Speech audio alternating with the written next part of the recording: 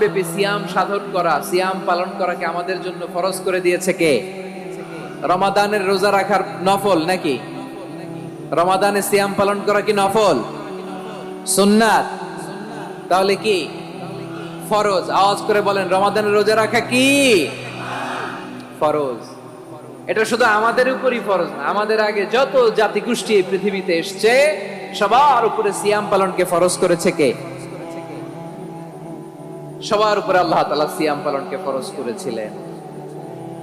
তবে ধরনটা ভিন্ন ছিল, এক এক জাতিগোষ্ঠীর জন্য এক এক ধরনের ছিল। আমাদের জন্য সিয়াম ফরজ টানা 1 মাস 30 দিন বা 29 দিন। কোন কোন উম্মতের উপর 30 দিন না, মাত্র 3টা রোজা ফরজ ছিল। কয়টা? আওয়াজ করে বলেন। আপনাদের কি মনোযোগ আছে না গেছে? মনোযোগ আছে?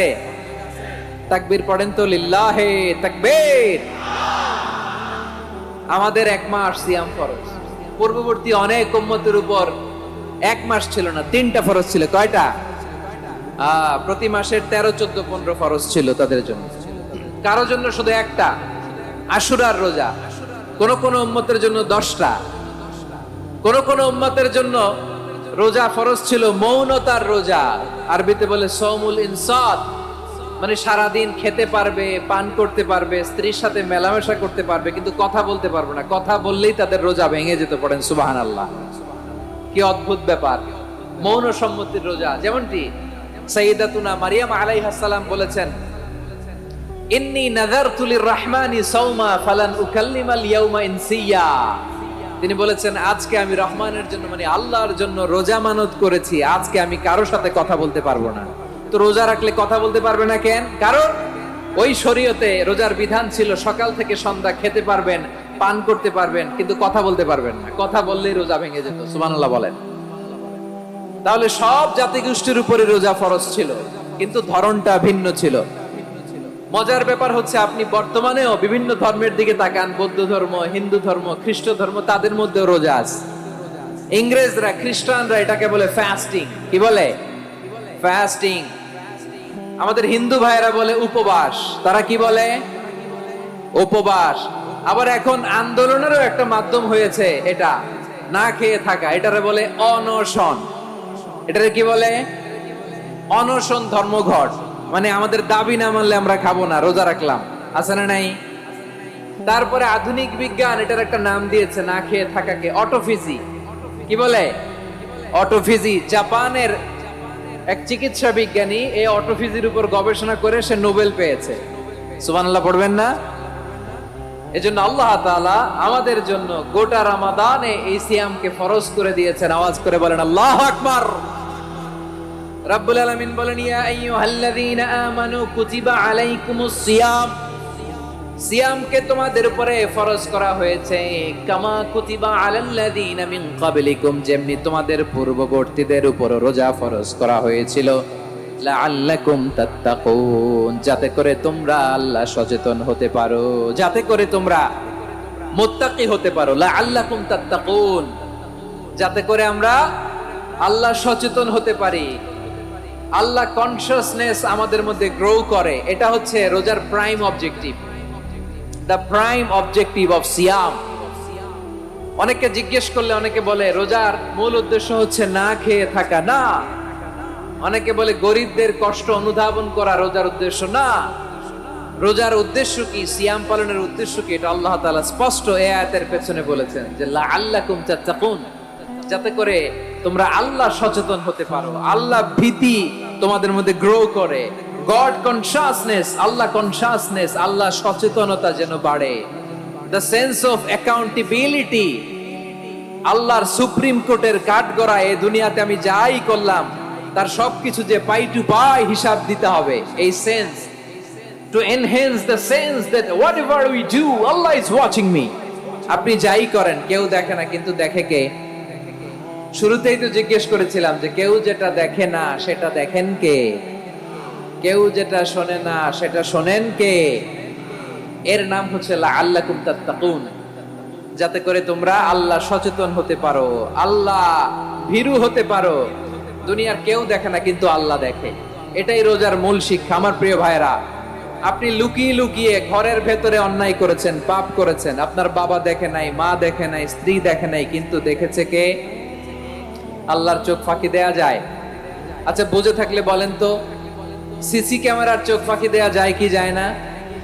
পুলিশের চোখ, র্যাবের চোখ, বিমানবন্দরে কাস্টমস অফিসারের চোখ, কিন্তু আমার আল্লাহর চোখ? সবাই বলেন, আল্লাহর চোখ ফাঁকি দেয়া যায়? এই সেন্সটা নিয়ে আসা নিজের মধ্যে, আমি what ever I do Allah is watching me, যাই করি আল্লাহ দেখে। লাআল্লাকুম তাত্তাকুন। রমাদানের রোজা, ইফতারি, সিয়াম, ইবাদত সব কিছুর মধ্য দিয়ে আপনাকে খেয়াল করতে হবে যে লাআল্লাকুম তাত্তাকুন এই স্ট্যান্ডার্ড এটা অ্যাচিভ হচ্ছে কিনা আমাদের, যাতে করে তোমরা মুত্তাকি হতে পারো, আল্লাহ ভীরু হতে পারো। তাকওয়া, এটা হচ্ছে the essence of Islam. What is তাকওয়া? তাকওয়া মানে কি? তাকওয়ার সংজ্ঞা অনেকে অনেক ভাবে দিয়েছেন। আমি সরাসরি সাহাবাদের কাছ থেকে একটা সংজ্ঞা আপনাদের শোনাচ্ছি। ওমরে ফারুক রাদিয়াল্লাহু তাআলা আনহু উবাই ইবনে কাব রাদিয়াল্লাহু তাআলা আনহুকে জিজ্ঞেস করেছিলেন, ইয়া উবাই মা হুয়া তাকওয়া? হে উবাই, তাকওয়া কি? তাকওয়া কাকে বলে?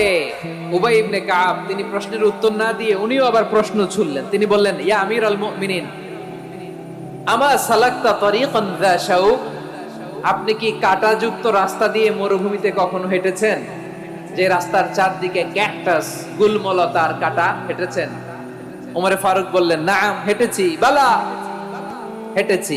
কাইফা আমিলতা, কিভাবে হেঁটেছেন? ওমরে ফারুক বললেন, শাম্মারতু ওয়াজতাহাদতু, আমি আমার জামা, জুব্বা আর চাদর আটোসাটো করে গায়ের সাথে এমন ভাবে মিলিয়ে রেখেছি, এমন সাবধানে হেঁটেছি যাতে করে মরুভূমির ক্যাকটাসের গুলমলতার কাঁটা আমার গায়ে বিঁধে না যায়। উবাই ইবনে কাব বললেন, ফাযালিকা হুয়া তাকওয়া। আরে তাহলে আপনি তো ঠিকই জানেন তাকওয়া মানে কি, এটাই তো তাকওয়া। ওই রাস্তা দিয়ে যেভাবে হেঁটেছেন, পুরো দুনিয়ার জিন্দেগিটা এইভাবে সাবধানে চলার নামই হচ্ছে তাকওয়া। চিল্লায় বলো ঠিক কিনা?